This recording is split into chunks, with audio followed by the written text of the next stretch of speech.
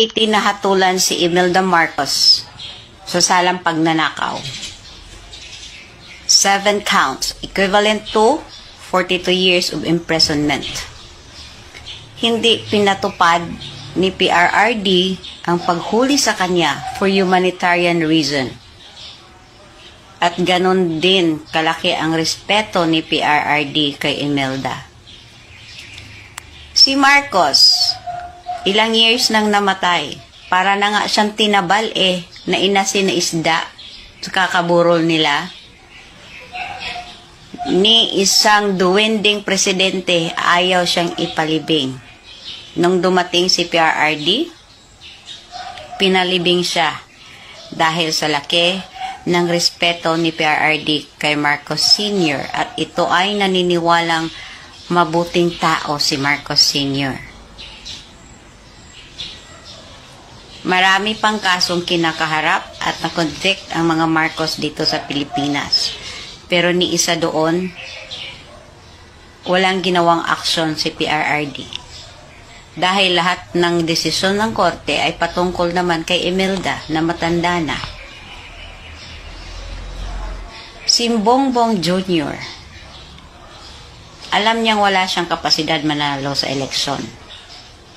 Ginamit niya si Sara, kasama pa yung ate niyang ang tindi magdrama. Pinanalo siya ni Inday Sara. Naging presidente siya dahil kay Inday Sara. Pero anong ginawa niya? Ito lahat. Ito ba yung taong disente?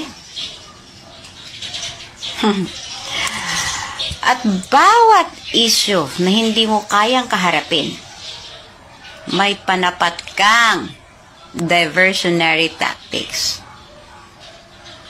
Hindi mo na ba kinaya mga kapalpakan ninyo? Kaya ginawa mong diversion ang pagpapaaresto kay PRRD at pagproduce ng peking warrant of arrest?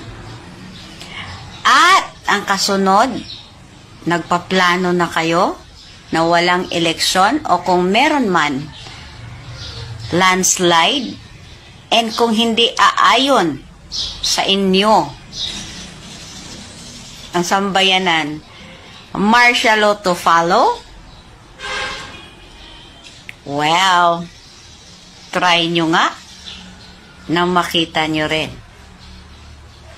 Ikaw bangag ka, wala ka nang utak, palagi ka ngang high. Yang mukha mo, para ka pang na-Bell's palsy. Anong sinasabi mong walang kinalaman ang gobyerno? Ginagawa lang namin ang trabaho namin. Of course, ginagawa niyo ang trabaho niyo. Dahil alam ninyo kung anong gusto niyong mangyari kay PRRD. At si PRRD at ang mga Duterte lang ang hadlang sa mga political agenda ninyo. Kaya the whole thing, plinano ninyo. Hindi naman tanga yung mga tao. Kayo lang at iilan ninyong mga loyalista at mga vloggers ang tanga at nagtanga-tangahan. Dahil nga, bayad ninyo sila. Diba? Pag wala na kayong magagawa against a vlogger, pinapatawag ninyo na sa HOR.